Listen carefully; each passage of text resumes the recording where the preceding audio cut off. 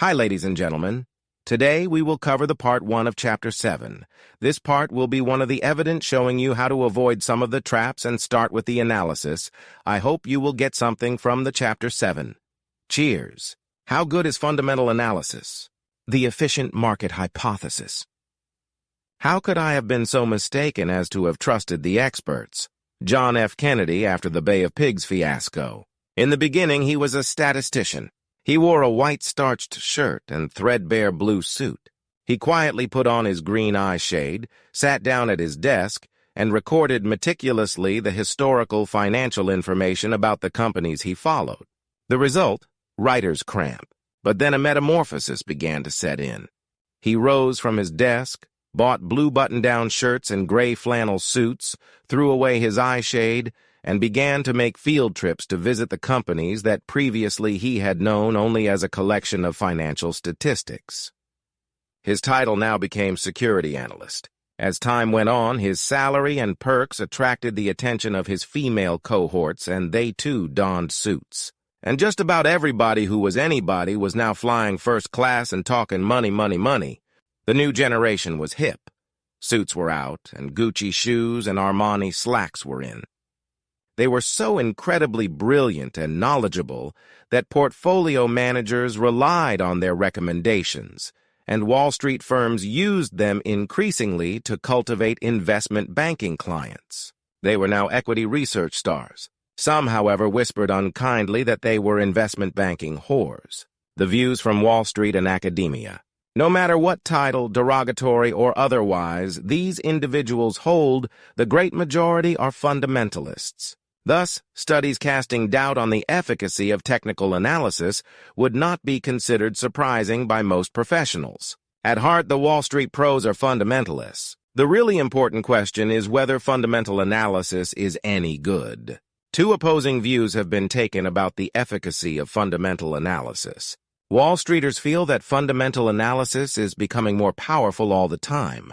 The individual investor has scarcely a chance against the professional portfolio manager and a team of fundamental analysts. Many in the academic community sneer at such pomposity. Some academicians have gone so far as to suggest that a blindfolded monkey throwing darts at the stock listings can select stocks with as much success as professional portfolio managers. They have argued that fund managers and their analysts can do no better at picking stocks than a rank amateur. This chapter will recount the major battle in an ongoing war between academics and market professionals, explain what is meant by the efficient market hypothesis, and tell you why it is important to your wallet. Are security analysts fundamentally clairvoyant? Forecasting future earnings is the security analyst's raison d'être. As institutional investor put it, earnings are the name of the game and always will be. To predict future directions, analysts generally start by looking at past wanderings. A proven score of past performance in earnings growth is, one analyst told me, a most reliable indicator of future earnings growth. If management is really skillful, there is no reason to think that it will lose its Midas touch in the future. If the same adroit management team remains at the helm, the course of future earnings growth should continue as it has in the past, or so the argument goes. While it sounds suspiciously like an argument used by technical analysts, fundamentalists pride themselves on the fact that it is based on specific, proven company performance. Such thinking flunks in the academic world. Calculations of past earnings growth are no help in predicting future growth. If you had known the growth rates of all companies during, say, the 1980-90 period, this would not have helped you at all in predicting what growth they would achieve in the 1990-2000 period. And knowing the fast growers of the 1990s did not help analysts find the fast growers of the first decade of the 21st century. This startling result was first reported by British researchers for companies in the United Kingdom in an article charmingly titled Higgledy-Piggledy Growth. Learned academicians at Princeton and Harvard applied the British study to U.S. companies, and surprised the same was true here. IBM, the cry immediately went up. Remember IBM. I do remember IBM, a steady high grower for decades. For a while, it was a glaring exception. But after the mid-1980s, even the mighty IBM failed to continue its dependable growth pattern. I also remember Polaroid, Kodak, Nortel Networks, Xerox, and dozens of other firms that chalked up consistent high growth rates until the roof fell in. I hope you remember not the current exceptions, but rather the rule. Many in Wall Street refuse to accept the fact that no reliable pattern can be discerned from past records to aid the analyst in predicting future growth. Even during the boom years of the 1990s, only 1 in 8 large companies managed to achieve consistent yearly growth. And not even one continued to enjoy growth into the first years of the new millennium. Analysts can't predict consistent long-run growth because it does not exist. A good analyst will argue, however, that there's much more to predicting than just examining the past record. Some will even admit that the past record is not a perfect measurement. Rather than examine every factor that goes into the actual forecasting process, John Cragg and I decided to concentrate on the end result, the prediction itself. Donning our cloak of academic detachment, we wrote to 19 of the most respected Wall Street firms engaged in fundamental analysis. We asked these firms for their estimates of the future 1-year and 5-year earnings for a large sample of S&P 500 companies. These estimates, made at several different times, were then compared with actual results to see how well the analysts forecast short-run and long-run earnings changes. The results were surprising. Bluntly stated, the careful estimates of security analysts, based on industry studies, plant visits, etc., do little better than those that would be obtained by simple extrapolation of past trends, which we have already seen are no help at all. Indeed, when compared with actual earnings growth rates, the 5-year estimates of security analysts were actually worse than the predictions from several naive forecasting models. Our method of determining the efficacy of the security analyst's diagnoses of his companies is exactly the same as was used before in evaluating the technician's medicine. We compared the results obtained by following the experts with the results from some naive mechanism involving no expertise at all. Sometimes these naive predictors work very well. For example, if you want to forecast the weather tomorrow, you will do a pretty good job by predicting that it will be exactly the same as today. Although this system misses every turning point in the weather, most days it is quite reliable. How many weather forecasters do you suppose do any better? When confronted with the poor record of their 5-year growth estimates, the security analysts honestly, if sheepishly, admitted that 5 years ahead is really too far in advance to make reliable projections. They felt that they really ought to be judged on their ability to project earnings changes 1 year ahead. Believe it or not, it turned out that their 1-year forecasts were even worse than their 5-year projections. The analysts fought back gamely. They complained that it was unfair to judge their performance on a wide cross-section of industries, because earnings for high-tech firms and various cyclical companies are notoriously hard to forecast. "Try us on utilities," one analyst confidently asserted. So we tried it, and they didn't like it. Even the forecasts for the stable utilities were far off the mark. This led to the second major finding of our study. Not one industry is easy to predict. Moreover, no analysts proved consistently superior to the others. Of course, in each year some analysts did much better than average, but no consistency in their pattern of performance was found. Analysts who did better than average 1 year were no more likely than the others to make superior forecasts in the next year. These findings have been confirmed by several other researchers. For example, Michael Sandretto of Harvard and Sudhir Milkrishnamurthy of MIT completed a massive study of the 1-year forecasts of the 1,000 most widely followed companies. Their staggering conclusion was that the error rates each year were remarkably consistent, and that the average annual error of the analysts was 31.3% over a 5-year period. Financial forecasting appears to be a science that makes astrology look respectable. Amid all these accusations is a deadly serious message. Security analysts have enormous difficulty in performing their basic function of forecasting company earnings prospects. Investors who put blind faith in such forecasts in making their investment selections are in for some rude disappointments. Why the crystal ball is clouded. It is always somewhat disturbing to learn that highly trained and well-paid professionals may not be terribly skillful at their calling. Unfortunately, this is hardly unusual. Similar types of findings exist for most groups of professionals. There is a classic example in medicine. At a time when tonsillectomies were very fashionable, the American Child Health Association surveyed a group of 1,000 children, 11 years of age, from the public schools of New York City, and found that 611 of these had had their tonsils removed. The remaining 389 were then examined by a group of physicians, who selected 174 of these for tonsillectomies and declared that the rest had no tonsil problem. The remaining 215 were re-examined by another group of doctors, who recommended 99 of these for tonsillectomies. When the 116 healthy children were examined a third time, a similar percentage were told their tonsils had to be removed. After 3 examinations, only 65 children remained who had not been recommended for tonsillectomies. These remaining children were not examined further because the supply of examining physicians ran out. Numerous studies have shown similar results. Radiologists have failed to recognize the presence of lung disease in about 30% of the X-ray plates they read, despite the clear presence of the disease on the X-ray film. Another experiment proved that professional staffs in psychiatric hospitals could not tell the sane from the insane.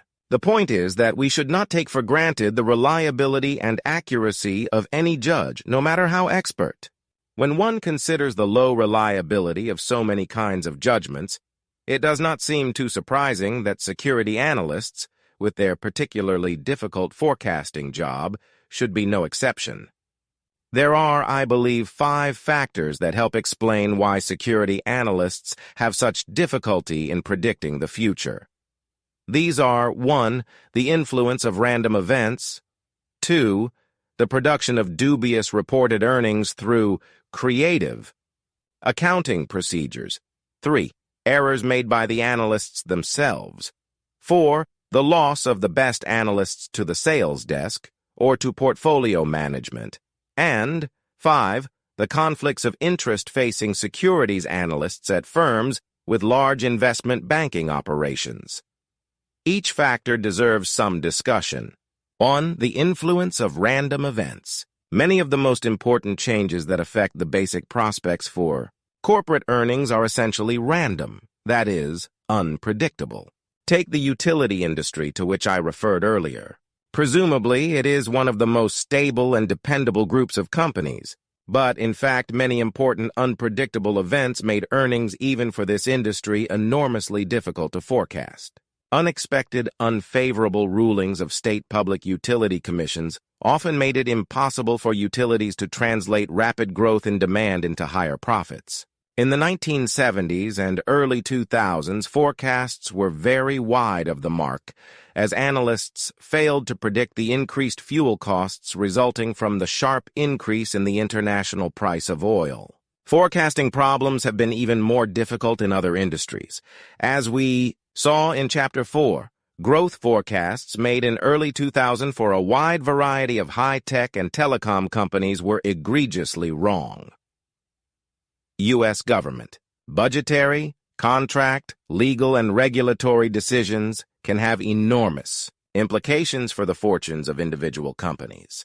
So can the incapacitation of key members of management, the discovery of a major new product, a major oil spill, terrorist attacks, the entry of new competitors, price wars, and natural disasters such as floods and hurricanes, among others. The biotech industry is notoriously difficult to forecast.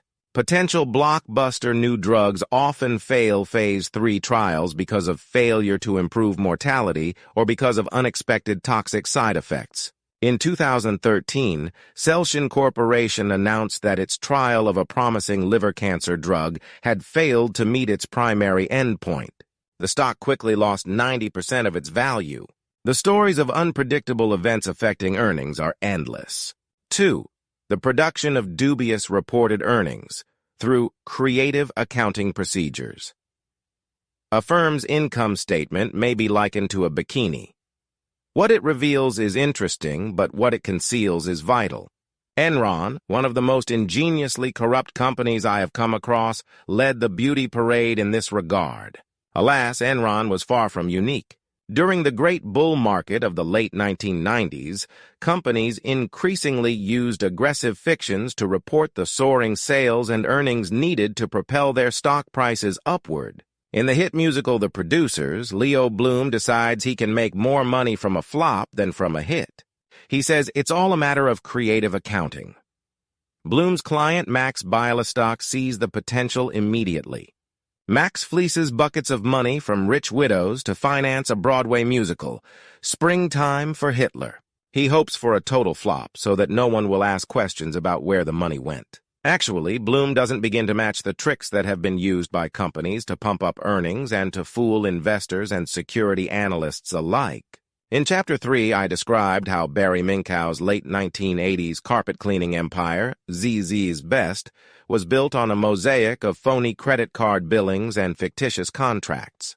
But accounting abuses appear to have become even more frequent during the 1990s and early 21st century. Failing dot-coms, high-tech leaders, and even old economy blue chips all tried to hype earnings and mislead the investment community. Here's but a small number of examples of how companies have often stretched accounting rules like taffy to mislead analysts and the public as to the true state of their operations. In September 2001, Enron and Quest needed to show that their revenues and profits were still growing rapidly. They figured out a great way to make their statements look as if business was proceeding well. They swapped fiber optic network capacity at an exaggerated value of $500 million, and each company recorded the transaction as a sale. This inflated profits and masked a deteriorating position for both companies. Quest already had a surfeit of capacity, and, with an enormous glut of fiber in the market, the valuation put on the trade had no justification. Motorola, Lucent, and Nortel all boosted sales and earnings by lending large amounts to their customers. Many of these accounts became uncollectible and had to be written off later. Xerox boosted its profits in the short term by allowing its overseas units in Europe and Latin America, as well as in Canada, to book as one-time revenue all the cash to be paid over several years for long-term copier leases. Chainsaw Al Dunlap, the CEO of Sunbeam, needed a boost during the winter quarter to satisfy Wall Street's need for steadily growing earnings. He hit upon the ingenious idea of convincing retailers to buy backyard grills in the middle of winter. Chainsaw sweetened the deal by saying that the retailer would not have to actually pay for the grills until later and that all purchases could be stored in Sunbeam warehouses. Eventually, Dunlap ran out of tricks and fled, leaving Sunbeam a cut-up wreck that finally went bankrupt. Diamond Foods, maker of snack foods such as Pop Secret microwave popcorn, underreported costs by pushing payments to suppliers into future years. This allowed the company to beat analyst estimates and sent the stock price to $90 per share. It also allowed top executives to pull in big bonuses. When the SEC discovered the fraud, it prosecuted the CEO and CFO and forced Diamond to restate earnings in 2012. The stock then fell to $12 per share. Groupon, the online coupon service that offers deals on restaurants, retail goods, and services, had an initial public offering, IPO, in November 2011 and promptly rose about 35% over its offering price. But just a few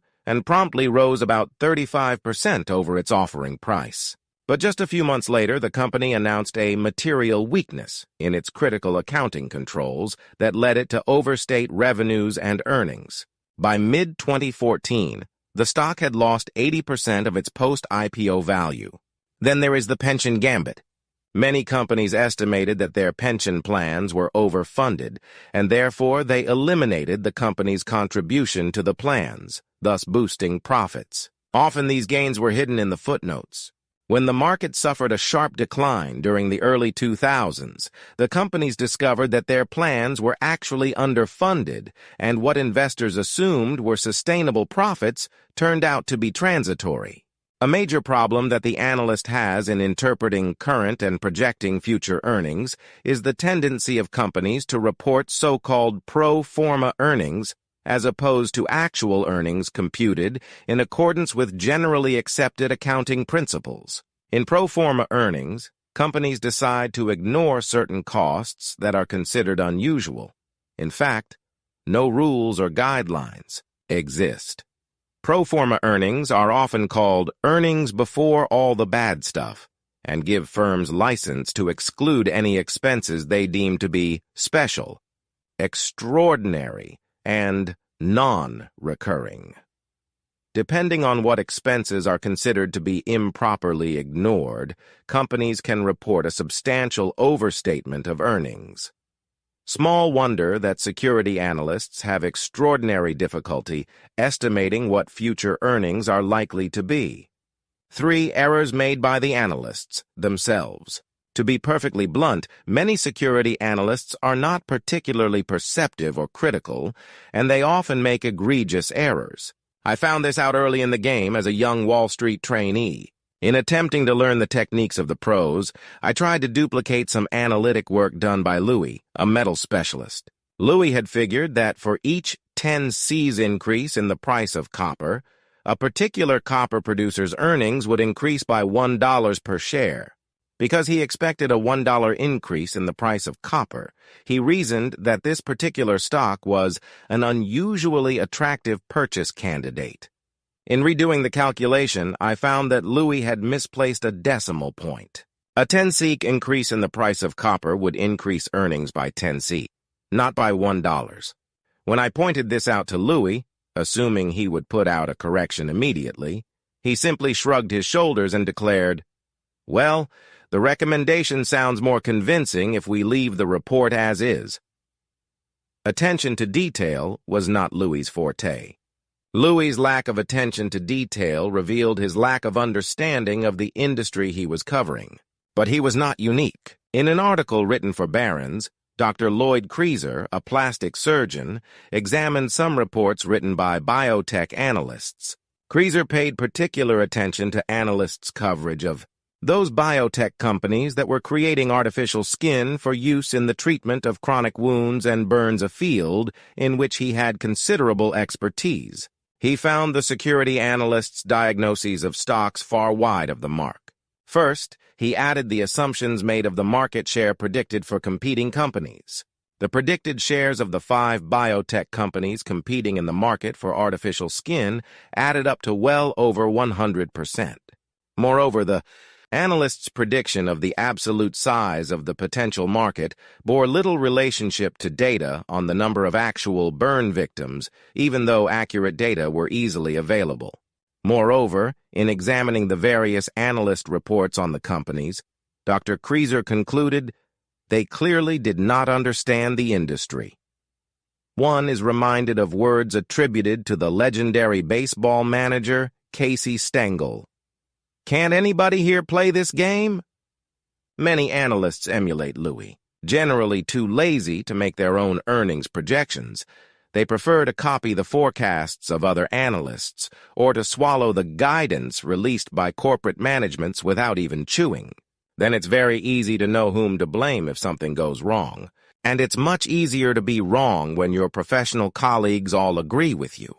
As Keynes put it, worldly wisdom teaches that it is better for reputation to fail conventionally than to succeed unconventionally.